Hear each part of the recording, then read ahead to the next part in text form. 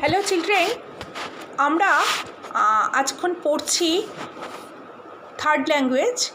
আর আমরা পড়ছি মদনমোহন তর্কালঙ্কারের লেখা প্রভাত বলে একটি কবিতা। আগের দিন এই কবিতাটা আমি তোমাদের জুম ক্লাসে পড়িয়েছিলাম, আর আজকে আমি এই কবিতাটির যে তোমার ব্যাক কোয়েশ্চেন অর্থাৎ অনুশীলনী সেটি আলোচনা করে দেব। আশা করি সবার কাছেই বই আছে, সুতরাং চলো আমরা তাহলে স্টার্ট করি আমাদের আজকের কবিতা প্রভাত। আগের দিন এই কবিতাটা তোমাদের পড়িয়ে আমি বলেছিলাম যে এই কবিতাটা কিন্তু খুব ভালো করে মুখস্থ করতে হবে। আর এই কবিতাটা মুখস্থ করার পর আমরা এই কবিতাটার সম্পর্কে অর্থাৎ প্রথমে যে নিজে করো জায়গাটা আছে তাতে রয়েছে ফাঁকা জায়গায় সঠিক বর্ণ বসিয়ে শব্দ তৈরি করো। তা এটা আমাদের হয়ে গিয়েছিল। প্রথমটা হবে পোহাইল, দ্বিতীয়টা হবে কাননে, তৃতীয়টা হবে রাখাল। তারপর মালতী, সৌরভ, বদন, শীতল, শীতলের পর হচ্ছে তোমার গগন, শিশির, তারপরে তোমার হলো নিশির। এবার আজকে আমরা এই অবধি তোমাদের আগের দিন হয়ে গিয়েছিল। আজকে আমরা দেখো 3 নম্বরে এসছি, অর্থাৎ নিচের ফাঁকা জায়গায় প্রভাত কবিতা থেকে শব্দ নিয়ে পূরণ করো। ড্যাশ কুসুমকলি সকলি ফুটিল। কি হবে? কাননে কুসুমকলি সকলি ফুটিল। রাখাল ড্যাশ পাল লয়ে যায় মাঠে। রাখাল গরুর পাল লয়ে যায় মাঠে। তারপরে রয়েছে ফুটিল মালতী ফুল ড্যাশ ছুটিল। ফুটিল মালতী ফুল সৌরভ ছুটিল। 4 নম্বর, ড্যাশ বাতাস বয় জুড়ায় শরীর। কি হবে? শীতল বাতাস বয় জুড়ায় শরীর। একদম শেষে আছে আপন পাঠেতে মন করহ নিবেশ। কি হবে? আপন পাঠেতে মন করহ নিবেশ। এরপর এলোমেলো বর্ণগুলোকে সাজিয়ে শব্দ তৈরি করো। প্রথমটা আছে ম শয়হস্যু ক। কি হবে? মশুক। এই শব্দটা কি হবে? কুসুম। কুসুম। তাহলে প্রথমটা হবে কুসুম। দেখো ম শয়হস্যু কয়হস্যু লেখা আছে, এটা হবে কুসুম। তারপরটায় লেখা আছে তয় দীর্ঘে ল ময়াকারে মা, তি ল মা। এটা কি হবে? মালতী। আমরা পেয়েছি না ফুটিল মালতী ফুল, তাহলে এটা হবে মালতী।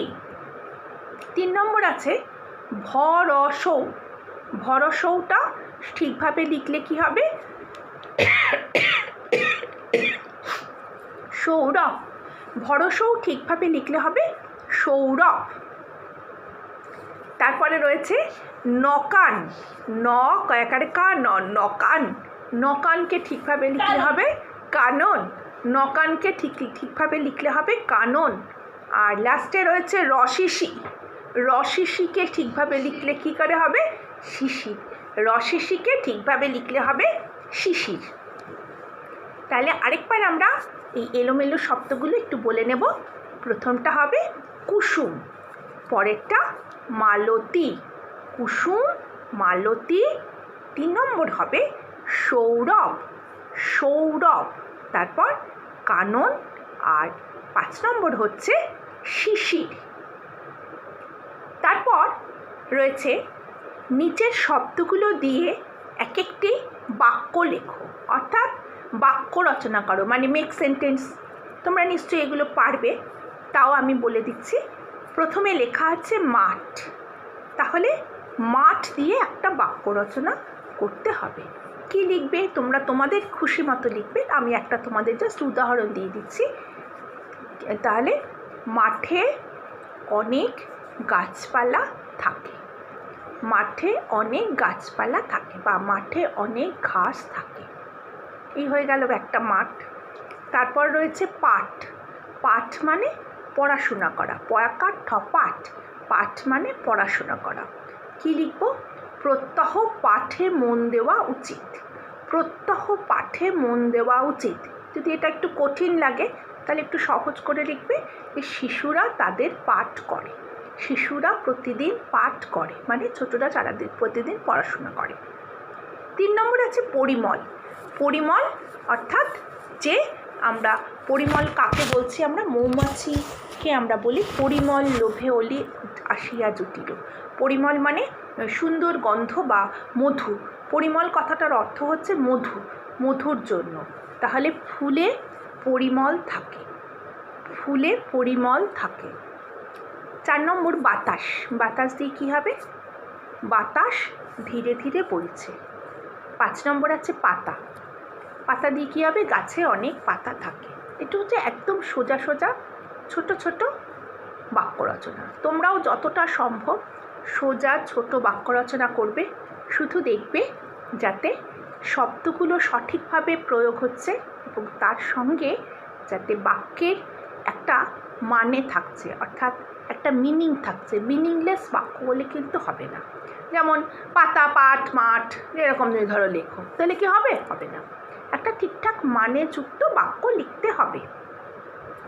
এরপর 6 নম্বরে আমরা দেখছি, তোমরা ছোটোবেলায় করেছো রাইমিং ওয়ার্ডস। এখানে কিন্তু সেটাই দিয়েছে, নিচের শব্দগুলোর সাথে মিল করে আরও শব্দ লেখো।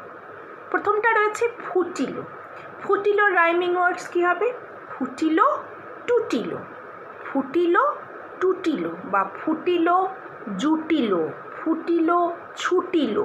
অর্থাৎ রাইমিং ওয়ার্ডস ফুটিলো জুটিলো হবে, ফুটিলো ছুটিলো হবে। এটা আমরা পারলাম। তারপর রয়েছে মাঠে। মাঠে কি হবে? মাঠে পাঠে, মাঠে পাঠে। 3 নম্বর রয়েছে শরীর। শরীর, তাহলে শরীর কি হবে? শরীর শিশির, শরীর শিশির। এরপর আমরা দেখছি এক কথায় পাশে উত্তর লেখো, অর্থাৎ 1 ওয়ার্ড আনসার। কি রয়েছে?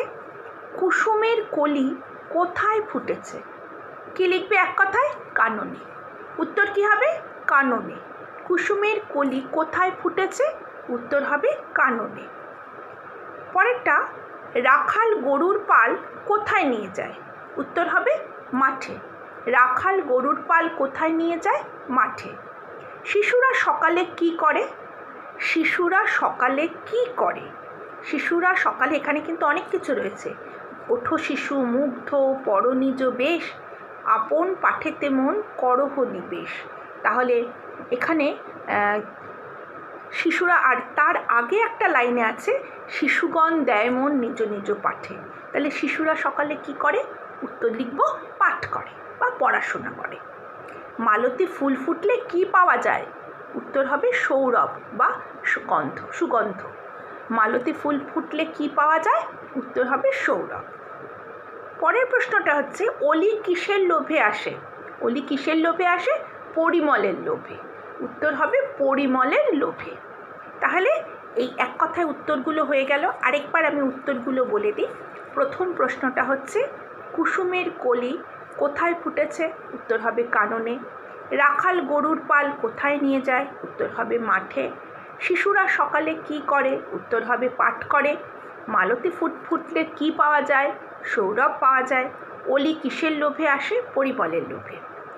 এরপর আমরা চলে আসছি একদম direct tick the correct option, অর্থাৎ এমসিকিউ আমরা চলে আসছি। এখন রয়েছে প্রথম প্রশ্নটা রয়েছে গগনে উদিত রবি। গগনে উদিত রবির রং কি? নীল, বেগুনি, কমলা, লাল। আমরা কি পেয়েছি? গগনে উঠিল রবি লোহিত বরণ, মানে লাল। লোহিত মানে লাল। তাহলে এখানে হবে গগনে উদিত রবির রং কি কি? নীল, বেগুনি, কমলা, লাল। উত্তর হবে লাল। শীতল বাতাসে জুড়ায় কি জুড়ায়? শরীর, শিশির, মন, পাতা। কি কি জুড়ায়? শরীর, শিশির, মন, পাতা। তাহলে কি হবে? আমাদের বইতে কি আছে? শীতল বাতাস বয় জুড়ায় শরীর, তাহলে হবে শরীর। নিশির শিশির পড়ে কোথায় পড়ে? মাঠে না জলে, পাতায় না ছাদে? কোথায় পড়ছে? উত্তর হবে নিশির শিশির কোথায় পড়ছে? নিশির শিশির পড়ছে, নিশির শিশির পড়ে পাতায়, তাহলে উত্তর হবে পাতায়। তারপরে রয়েছে রাখাল মাঠে যায় কি করতে? গরু চড়াতে, ধানের বীজ বুনতে, বাঁশি বাজাতে, সাঁতার কাটতে। কি হবে উত্তর? রাখাল মাঠে যায় কি করতে? রাখাল মাঠে যায় গরু চড়াতে। তাহলে প্রথম উত্তরটা হবে গরু চড়াতে। লাস্টের প্রশ্নটা আছে পাখি রব করে কখন? সকাল হলে, রাত হলে, সাঁঝের বেলা, রাত পোহালে। উত্তর হবে রাত পোহালে বা রাত শেষ হলে। তাহলে মোটামুটিভাবে আমাদের প্রথম পাঠ অর্থাৎ ষোড়শ পাঠ প্রভাত নামে কবিতাটা কিন্তু আজকে শেষ হয়ে গেল। তাহলে আমরা অলরেডি আমাদের হাফ ইয়ারলি পরীক্ষার যে প্রথম যে পাঠ অর্থাৎ অকার যোগে শব্দ সেটা পড়ে ফেলেছি। তারপর আমরা পড়েছি আকার যোগে শব্দ এবং তারপর আমরা পড়েছি তৃতীয় পাঠ হস্যিকার যোগে শব্দ। আজকে আমরা তারপরেও চতুর্থ পাঠ দীর্ঘইকার যোগে শব্দও কিন্তু আমরা পড়ে ফেলেছি। আমাদের কিন্তু হাফ ইয়ারলি সিলেবাসও প্রায় শেষ। আমাদের প্রথম 4টে চ্যাপ্টার পড়া হয়ে গেছে আর একটা কবিতা আমরা আজকে পড়লাম প্রভাত বলে, এই কবিতাটাও পড়া হয়ে গেছে। তাহলে আমরা আগের দিন যে চতুর্থ পাঠের আমরা যে শব্দগুলো পড়েছিলাম দীর্ঘইকার যোগে শব্দ এবং তৃতীয় পাঠে আমরা যে হস্যইকার যোগে শব্দ পড়েছিলাম, আজকে এই হস্যিকার যোগে শব্দ এবং দীর্ঘিকার যোগে শব্দটা আরেকবার আমি তোমাদের পড়িয়ে দিচ্ছি। হস্যিকার যোগে শব্দ কোনগুলো? হস্যিকার যোগে শব্দ হচ্ছে চয় হস্যি চিনি, চিল, রবি, ইলিশ, ঈদ, বিল, ছবি, ডিম, কবি, পাখি, মিনি, হাতি, মাসি, পিসি, মাছি, তিথি। এগুলো হচ্ছে সব 2 অক্ষরের শব্দ। আর আমরা পেয়েছি কিছু 3 অক্ষরের শব্দ, বিড়াল, জিরাফ, কঠিন, জিলিপি, অতিথি, শিশির, হরিণ। আর কিছু 3-4 অক্ষরের শব্দ পেয়েছি, নিরিবিলি, ঝিকিমিকি, গিরগিটি, কিশমিশ। আর এর সঙ্গে আমরা কিন্তু চিড়িয়াখানা বলে একটা প্যারাগ্রাফও পড়েছি। আরেকবার আমি তোমাদের চিড়িয়াখানা প্যারাগ্রাফটা পড়িয়ে দিচ্ছি। আজ রবিবার, চিড়িয়াখানায় যাব। রানী দিদি, হাসি দিদি, রিনি মাসি, বনি পিসি সবাই যাবে। ডালিম মিহিদানা খাবো। আচ্ছা, জিলিপি খাবো, ইলিশ মাছ ভাজা খাবো। তারপর রয়েছে চিড়িয়াখানায় টিয়া পাখি, বানর, বাঘ, বাঘিনী দেখব। হাতি, হরিণ, জিরাফ দেখব, গিরগিটিও দেখব। পিপাসায় জল খাবো, নিরিবিলি জায়গায় ডিম আর বিরিয়ানি খাবো। তারপর বাড়ি ফিরব। তাহলে আমরা এই চিড়িয়াখানা প্যারাগ্রাফটা পড়লাম এবং চিড়িয়াখানা আমি কিন্তু তোমাদের এই তৃতীয় পাঠে অনুশীলনটাও করে দিয়েছি। আজকে আমরা চতুর্থ পাঠে অর্থাৎ আগের দিন যেই চতুর্থ পাঠ আমরা পড়েছিলাম, চতুর্থ পাঠে আমরা একটা প্যারাগ্রাফ পড়েছিলাম তার নাম নদী।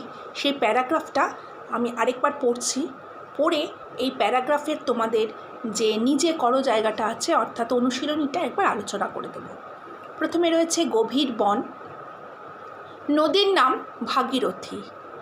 জনহীন নদী তীর, নীল শাড়ি পরা গীতা যায় আর যায় মালিনী। সীতা ও লীলা আমার ভগিনী, আজ নবমী নিশীথ। নবনীতা আর পরিণীতার উৎসব, ধীর সমীরণ বয়। জীবন মাঝি তরি বায়, জননী যায়। এই প্যারাগ্রাফটা আমরা পড়লাম। এই প্যারাগ্রাফটা তোমাদের আগের দিন পড়িয়েছি। এবার আমাদের যাদের বই আছে সবাই বই খোলো, পেজ নাম্বার 17। আমি একটু তোমাদের যে অনুশীলনী সেটা একটু বলে দিচ্ছি। রয়েছে ছবির নিচে বর্ণগুলোতে দীর্ঘিকার বসাও। প্রথমটার একটা প্রদীপের ছবি, কী হবে? দ্বীপ। তারপরে হবে শশী, তালিবস্যয় দীর্ঘি শশী, ত বসনয়ের দীর্ঘি তরি, ময় দীর্ঘি দন্তের ন মিন, তয় দীর্ঘি বসনর তীর, কয় দীর্ঘি টকিট আর র ম মধ্যে নয় দীর্ঘি রমণী। তারপর রয়েছে ফাঁকা ঘরে দীর্ঘইকার যোগে শব্দে বসাও। ধয় দীর্ঘি দ ধীর।